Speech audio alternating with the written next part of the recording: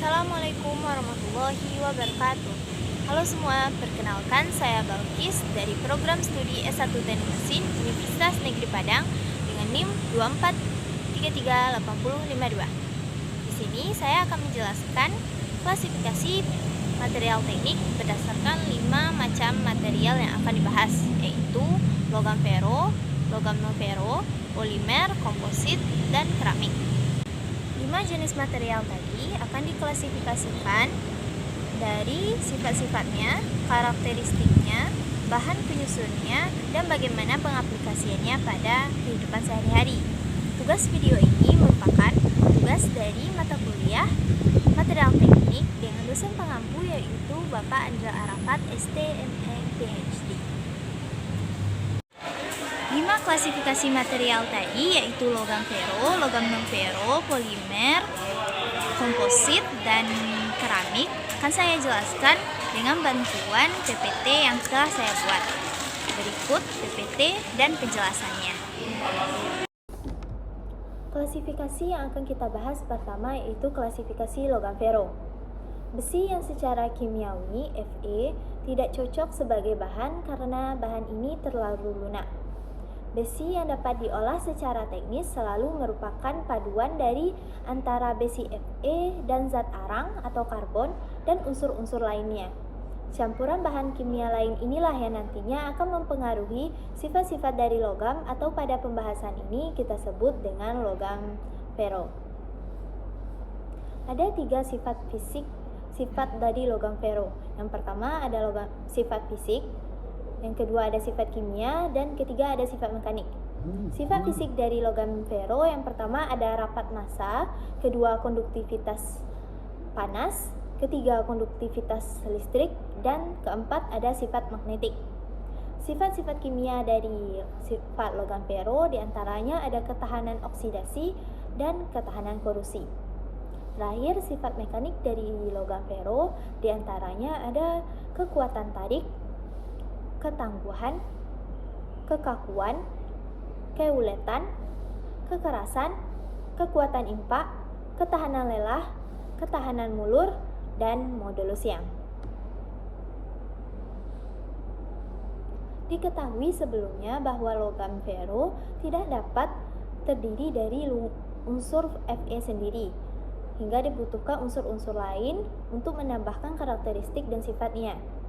Berikut beberapa unsur-unsur yang biasanya menjadi paduan terhadap logam fero. Yang pertama, karbon. Karbon berperan dalam meningkatkan kekerasan logam, ketahanan aus yang meningkatkan seiring meningkatnya kandungan karbon dalam logam. Karbon juga meningkatkan kekuatan impak sebesar 187 joule dan 167 joule pada logam pada persentase karbon 0,41% sampai 1%. Kedua, kromium merupakan unsur yang berperan dalam pembuatan baja tahan karat. Kromium sendiri berfungsi sebagai meningkatkan daya korosi, di mana terbukti bahwa kromium meningkatkan ketahanan korosi ketika tingkat kadar kromium di atas 11% menurut hasil penelitian. Ketiga, ada mangan. Mangan merupakan unsur yang meningkatkan keuletan, ketahanan, aus, dan pengerasan. Juga menghilangkan pembentukan sulfida besi yang berbahaya, serta meningkatkan kekuatan logam fero terhadap suhu tinggi. Keempat, ada silikon. Silikon merupakan unsur yang membantu dalam meningkatkan kekuatan dan memberikan elastisitas pada pegas. Efek penting lainnya dari silikon adalah meningkatkan sifat magnetik dari logam. Terakhir, adanya vanadium. Vanadium ini akan membentuk kabridas vanadium yang nantinya akan membatasi ukuran butiran. Hal ini berdampak pada peningkatan keuletan material dari logam fero. Selanjutnya yang akan kita bahas yaitu jenis-jenis logam fero. Terdapat beberapa jenis-jenis logam fero, namun ada 3 jenis logam fero yang umum, yaitu baja karbon rendah, baja karbon sedang, dan baja karbon tinggi. Yang pertama yang akan kita bahas adalah baja karbon rendah. Logam karbon rendah atau baja karbon rendah atau yang dikenal dengan low carbon steel adalah baja yang mengandung unsur karbon kurang dari 0,3%. Baja karbon rendah juga dikenal sebagai mild steel. Baja karbon rendah memiliki beberapa karakteristik, diantaranya kekuatan dan kelenturannya rendah, mudah dibentuk dan dilas, tidak sekeras high carbon steel, kecil kemungkinannya untuk retak atau pecah di bawah tekanan, keuletan dan ketangguhannya tinggi, terdiri dari ferrit dan sedikit perlit, serta mudah mengalami oksidasi dan korosi. Jenis kedua yaitu baja karbon sedang. Logam karbon sedang atau dikenal juga dengan medium carbon steel adalah baja yang mengandung karbon sekitar 0,25% sampai 0,50%. Baja ini memiliki sifat-sifat sebagai berikut. Pertama, lebih kuat dan keras daripada baja ringan. Kedua, relatif lentur. Ketiga, memiliki keuletan, ketangguhan, dan kelenturan yang lebih rendah. Keempat, dapat dipanaskan dengan cara quenching, pendinginan cepat, atau tampering, pemanasan kembali untuk meningkatkan kekuatan dan kekerasannya. Ketiga, terakhir yaitu baja karbon tinggi. Logam karbon tinggi atau high carbon steel adalah baja paduan yang mengandung karbon dalam jumlah tinggi, yaitu sekitar 0,6 sampai 1,5% dari berat baja. Baja karbon tinggi memiliki sifat-sifat sebagai berikut. Yang pertama, sangat keras dan kuat, ketahanan terhadap kehausan yang baik, ketahanan terhadap korosi, dan aplikasinya yang dapat digunakan pada alat-alat berkekuatan dan daya tahan tinggi seperti alat potong, pisau, pegas, ring, suku cadang mesin, serta alat konstruksi. Baja karbon tinggi memiliki beberapa kekurangan, di antaranya kurang lentur, lebih rentan retak, sulit dilas, pengelasannya menimbulkan resiko kerapuhan dan keretakan di zona yang terkena panas. Contoh penggunaan logam salah satunya adalah pada logam paduan dengan jenis AISI 4140. Logam ini adalah jenis logam alloy steel chromium molybdenum dengan kadar kromium yang memberikan kekerasan yang baik untuk penetrasi dan kadar molybdenum yang memastikan kekerasan yang seragam dan kekuatan yang lebih tinggi. Baja paduan jenis ini biasanya setara dengan baja-baja seperti ST41, SS400, AISI 10118, dan lain sebagainya. Pengaplikasian lain dalam logam ferro diantaranya adanya pipa baja. Penggunaan pipa baja berkarbon kualitas tinggi sangat penting. Salah satunya contohnya itu ASTM A53. ASTM A53 ini memiliki karakteristik yang spesifik dan tahan terhadap tekanan yang biasanya digunakan pada konstruksi bangunan, jembatan, hingga perpipaan minyak dan gas. Juga dapat diterima untuk penggunaan ringan pada saluran HVAC, sistem bertekanan rendah, aplikasi struktural, pembangkit listrik, stasiun kompresor, dan konduksi uap. Pipa baja ASTM A53 ini memiliki beberapa tipe, diantaranya A53 tipe F, A53 tipe E, dan A53 tipe S. Yang ketiganya dibedakan berdasarkan jenis dan cara pengelasan penyambungan dari pipa tersebut. Klasifikasi material kedua yaitu adalah logam non-ferro. Logam non-ferro adalah logam yang tidak mengandung unsur Fe dalam jumlah yang signifikan. Biasanya dikenal dengan sebutan logam ringan dan memiliki karakteristik yang unik dan berbeda dengan logam ferro. Logam ferro umumnya tidak terdiri dari banyak campuran seperti logam non-ferro ini biasanya tidak terdiri dari banyak campuran seperti logam ferro. Jadi apa sih yang membedakan antara logam ferro dan logam non-ferro? Berikut adalah beberapa perbedaannya. Yang pertama, logam ferro umumnya memiliki sifat magnetis yang mereka dapat ditarik oleh magnet. Sebaliknya, logam non-ferro biasanya tidak memiliki sifat magnetik dan tidak dapat ditarik oleh magnet. Kedua, logam ferro cenderung lebih mudah berkarat dibandingkan dengan logam non-ferro. Ini berkaitan dengan keberadaan besi dalam komposisi logam ferro. Namun, logam ferro dapat dilindungi dengan pelapisan atau cat anti karat dan sebagainya. Ketiga, logam non-fero umumnya memiliki konduktivitas listrik yang lebih baik daripada logam fero. Ini menjadikan logam non-fero lebih banyak digunakan dalam aplikasi yang melibatkan aliran listrik seperti kabel listrik, koneksi elektronik, dan komponen elektronik lainnya. Logam fero biasanya memiliki konduktivitas listrik yang lebih rendah. Keempat, logam fero umumnya digunakan dalam industri konstruksi otomotif dan manufaktur karena kekuatannya dan daya tahan mereka. Logam non-fero lebih sering digunakan dalam industri elektronik, transportasi, dan perhiasan karena sifat-sifatnya yang tidak mudah berkarat dan konduktivitas listrik yang baik. Jenis-jenis logam fero ada beberapa, namun saya mengambil beberapa contoh. Yang pertama, tembaga. Tembaga adalah logam tahan karat korosi yang warnanya coklat kemerahan. Tembaga adalah konduktor panas dan listrik yang sangat baik. Biasanya digunakan dalam berbagai macam industri teknik seperti pada perkabelan di listrik dan pada konstruksi-konstruksi untuk pembuatan tembaga, untuk pembuatan kapronikel dan sebagainya. Jenis kedua adalah timbal. Timbal adalah logam berat dengan tampilan abu-abu kusam, di mana timbal memiliki ketahanan korosi yang baik dan memiliki kelunturan yang baik. Timbal banyak digunakan untuk perlindungan atap dan digunakan dalam pipa ladeng. Karena timbal ini tahan terhadap asam sulfat hingga biasanya digunakan sebagai penyimpanan alat asam sulfat dalam bejana berlapis timbal. Ketiga adalah jenis aluminium. Jenis ini adalah jenis yang sering digunakan, merupakan salah satu logam non-fero yang sangat tahan terhadap korosi. Selain itu, aluminium merupakan konduktor panas dan listrik yang sangat baik, meskipun tidak sebagus tembaga. Sifat dan karakteristik aluminium yaitu ulet dan lunak. Selain itu, jauh lebih murah daripada tembaga.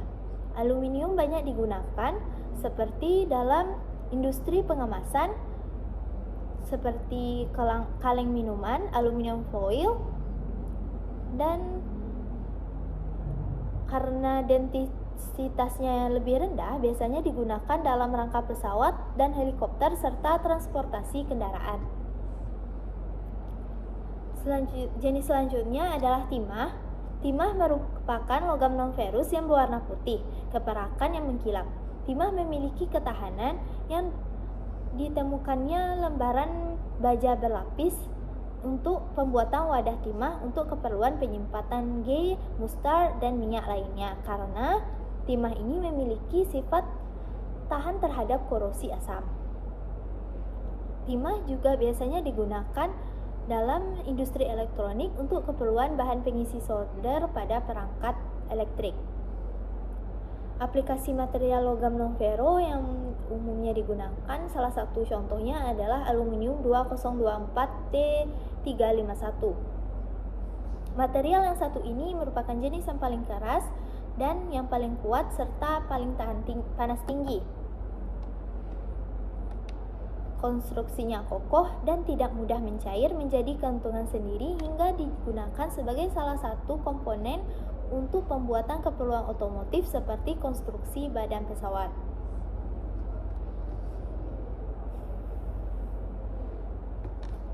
Klasifikasi material yang ketiga yaitu adalah polimer. Polimer adalah salah satu makromolekul atau manomolekul raksasa yang tersusun atas beberapa molekul-molekul kecil yang terdiri dari susunan unit kimia berulang yang sederhana dan terikat dengan ikatan kovalen. Polimer terdiri dari banyak kelas polimer alami dan polimer sintetis yang memiliki sifat beragam dan berbeda-beda. Berikut sifat-sifat polimer. Yang pertama, kemampuan cetaknya baik. Pada temperatur rendah, bahan dapat dicetak dengan penyuntikan, penekanan, ekstruksi, dan seterusnya. Polimer juga ringan dan kuat, dan dibandingkan dengan logam dan keramik, berat jenis polimer lebih rendah, yaitu sekitar N1,2 sampai 1,7 yang memungkinkannya membuat barang kuat dan ringan. Ketiga, banyak di antara polimer bersifat isolasi listrik yang baik. polimer mungkin juga dibuat untuk konduktor dengan jalan mencampurkannya dengan serbuk logam, butiran karbon, dan sebagainya. Polimer juga baik sekali ketahanannya terhadap air dan zat kimia. Selain itu, produk-produk dari polimer sifatnya berbeda-beda tergantung dengan unsur-unsur penyusun dari polimer sendiri. Umumnya, polimer ini harganya jauh lebih murah daripada material lain. Namun, terdapat beberapa kekurangan seperti kurang tahan terhadap panas hingga perlu cukup perhatian dalam penggunaannya, kekerasan permukaan yang sangat kurang tahan terhadap pelarut, mudah termuai listrik, dan beberapa bahan tidak tahan abrasi dan mempunyai koefisien gesek yang kecil. Jenis-jenis polimer dibagi berdasarkan sumber dan berdasarkan sifatnya.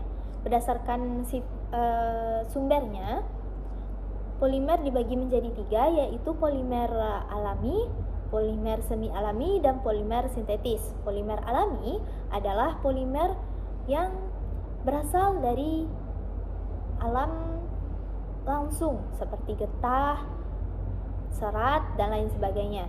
Polimer semi alami diantaranya polimer alami yang selanjutnya diproses melalui proses kimia. Dan terakhir, polimer sintetis adalah polimer yang memang dibuat melalui utuh proses kimia.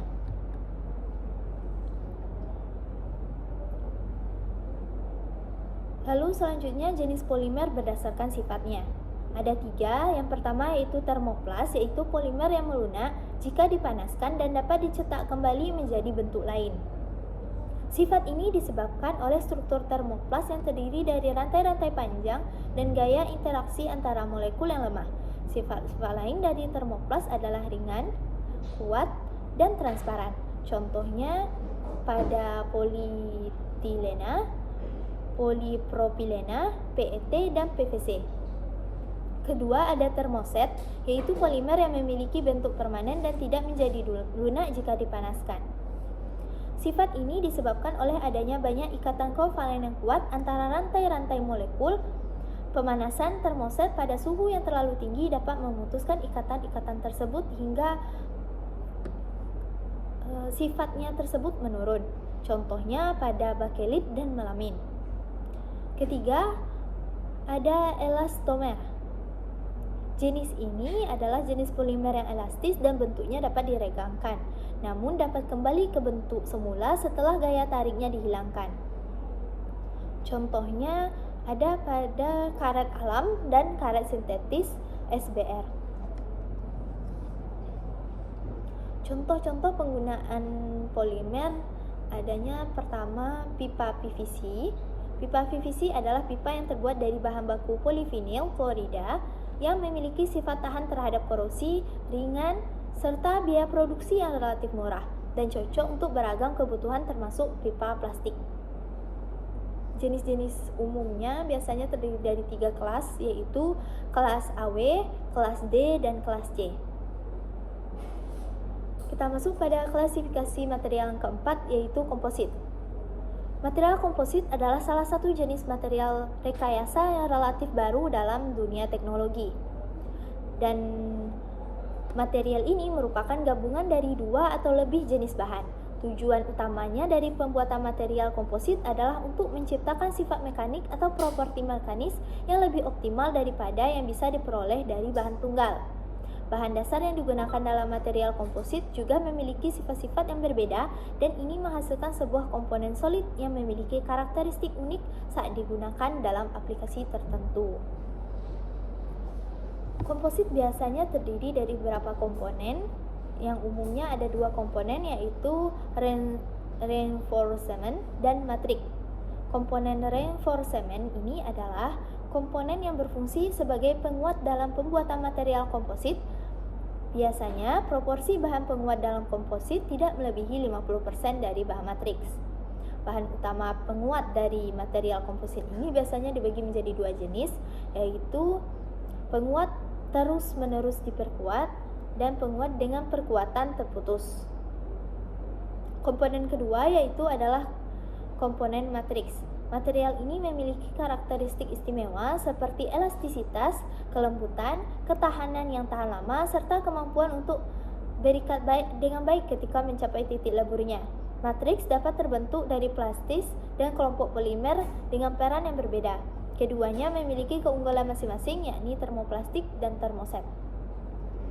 Contoh material komposit diantaranya pada serat komposit alami ada sutra, jerami, serat, dan serat eceng gondok kering.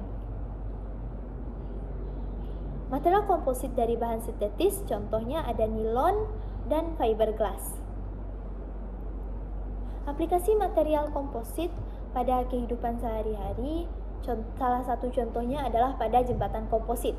Mengapa jembatan komposit? Karena jembatan ini menggabungkan dua material atau lebih untuk menciptakan konstruksi jembatan yang lebih kokoh. Biasanya material yang digunakan adalah baja gelegar dan beton untuk pelekat lantainya.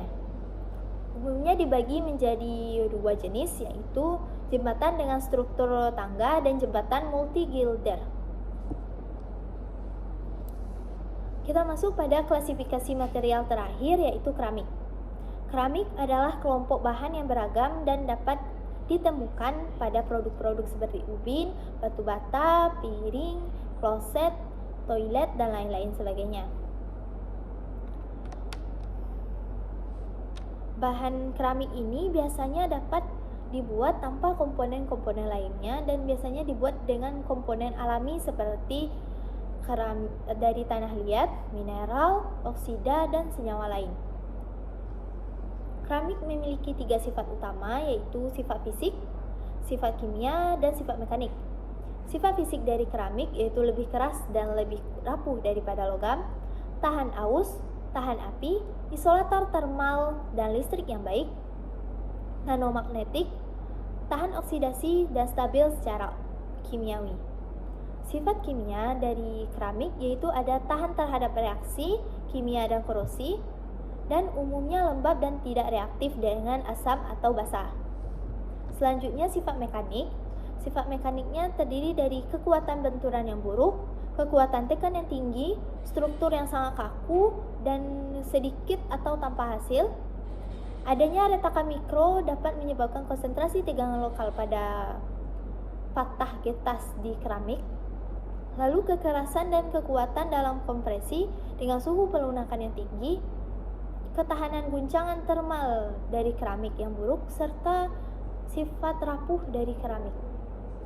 Keramik umumnya terdiri dari 2 jenis, yaitu jenis keramik tradisional dan keramik canggih.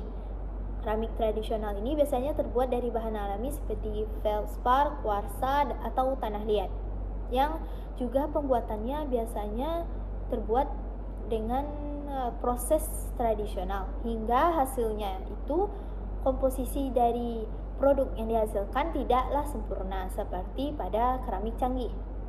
Keramik canggih adalah keramik yang menggunakan bubuk sintetis seperti aluminium oksida, silikon, dan silikon nitrida. Keramik ini dirancang dengan direkayasa agar memiliki sifat khusus untuk aplikasi berkinerja tinggi. Biasanya dibuat dengan campuran bubuk dan kemurnian yang diproses menggunakan teknik khusus yang memberikan sifat unik pada produk akhir nantinya. Salah satu penggunaan dari keramik canggih ini nantinya adalah keramik tahan panas. Namun sebelum itu, kita akan membahas jenis-jenis keramik canggih pada tingkat lanjut. Yang pertama ada silika. Silika adalah bahan yang dikenal luas karena ketahanan terhadap guncangan termal dan daya larutnya yang luar biasa. Kedua, ada tungsten karbida yang terdiri dari partikel tungsten yang terikat dengan pengikat logam. Bahan ini dikenal karena kemampuannya mempertahankan sifat-sifat pada suhu tinggi. Biasanya material ini sangat keras, tahan aus, dan digunakan dalam alat potong, nasol jet air, dan aplikasi lainnya yang membutuhkan kekuatan dan ketangguhan. Ketiga, ada keramik kaca.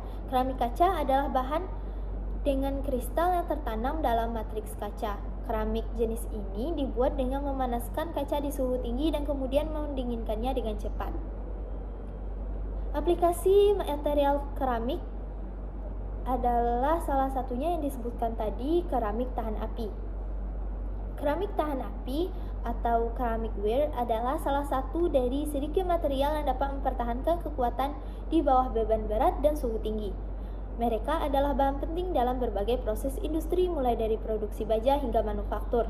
Biasanya digunakan pada contoh penggunaannya pada tungku-tungku pembakaran logam dan pembuatan logam besi cor, yang dimana pada pembuatannya tersebut terdapat proses pembuatan dengan suhu yang tinggi, dan keramik merupakan salah satu material yang dapat digunakan dengan baik pada suhu tinggi dan juga dengan harga yang relatif murah, dan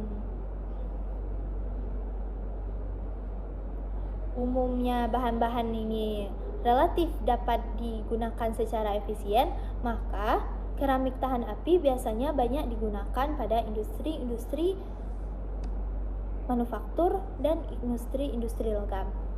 Sekian presentasi dari saya. Lebih dan kurang saya mohon maaf. Saya akhiri. Wabillahi taufiq wal hidayah. Wassalamualaikum warahmatullahi wabarakatuh.